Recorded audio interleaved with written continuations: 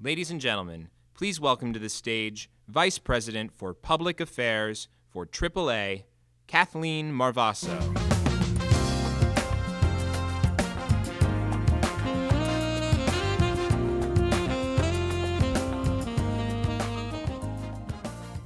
Well, good afternoon, everyone, and we're very happy to have all of you who have come this afternoon to join us to talk about this important topic.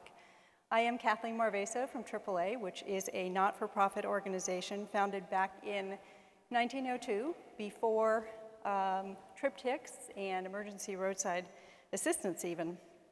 But the organization was actually founded to advocate for better and safer roads, and we're proud to have done that for over a century. I'm very honored today to have with me four excellent speakers, and they're going to discuss this important topic related to the safety and continued mobility of senior drivers. We're joined today by the Honorable Deborah Hersman, who is the current chairman of the National Transportation Safety Board. She's the former senior professional staff member of the U.S. Senate Commerce Committee. In addition, we're joined by another former staff member from the U.S. Senate Commerce Committee.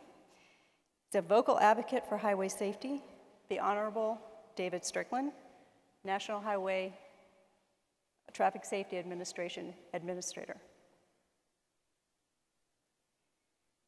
We're also very happy to have with us today Dr. Joseph Kathleen. He is joining us from Cambridge, from MIT, where he directs a variety of work focused on how demographic change, social trends, and technologies converge to drive innovation in business and government. And finally, we're very fortunate to have Mr. Jonathan Bennett from the Hartford Financial Services Group, where he works to identify customer insights that drive business direction and growth. So welcome to our panelists. I want to thank each of them for being with us today. Before we get started, I thought that we might just set the stage and take a look at the population of senior drivers.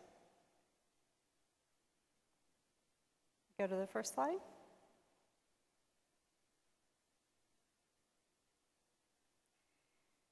Okay, now this simply describes the changing demographics among older adults in the United States.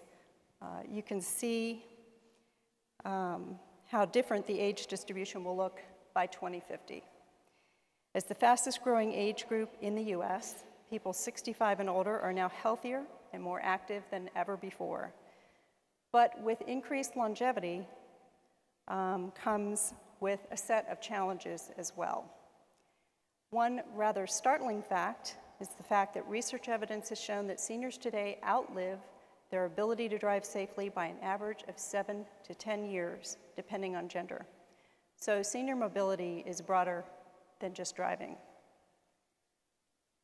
Now this slide shows how much the age distribution of licensed drivers has shifted between 1980 and 2004.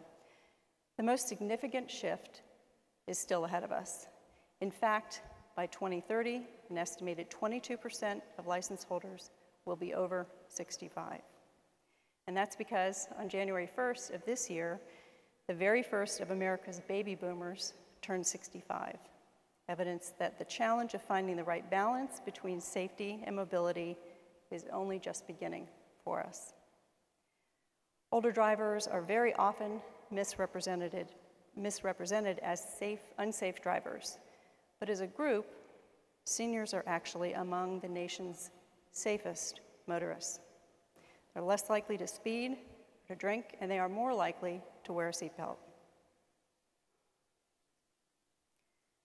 Now, older drivers are certainly a vulnerable group of road users because age-related fragility makes them more susceptible to serious injury when they are involved in crashes, and because of age-related frailty, they are less able to recover from injuries when they do sustain them. But despite a growing number of older drivers on the road, research has shown that seniors are crashing less often today than they were 10 years ago. And when they do crash, they're less likely to be killed than before. So there is some good news to celebrate. As this shows us, when older drivers are involved in fatal crashes, the large majority of those lives lost are the older drivers themselves or their older driver passengers. So there's no question about it that advances in technology have contributed to enhanced safety of the vehicle fleet, and they have saved lives, things like airbags and electronic stability control. And as our speakers will tell you today, emerging technologies offer new opportunities to prevent crashes and to reduce injury severity when crashes do occur. But the challenges of dealing with an aging population require thoughtful implementation of these new technologies. For example, AAA's Foundation for Traffic Safety research published in 2008 showed that many older drivers incorrectly thought their adaptive cruise control, or ACC systems, would help to avoid collisions in situations outside of the capability of those systems. Specifically, 42% of seniors in our survey reported that ACC would prevent a crash with a stopped vehicle in a lane ahead. 24% reported that ACC would prevent crashes in stop-and-go traffic, and 27% reported the ACC would prevent crashes when following a vehicle on a curvy road.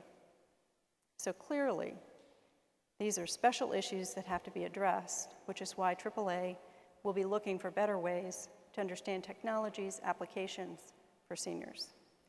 We want to determine if and to what degree in-vehicle technologies, like rear backup cameras, for example, increase or even decrease crash risk.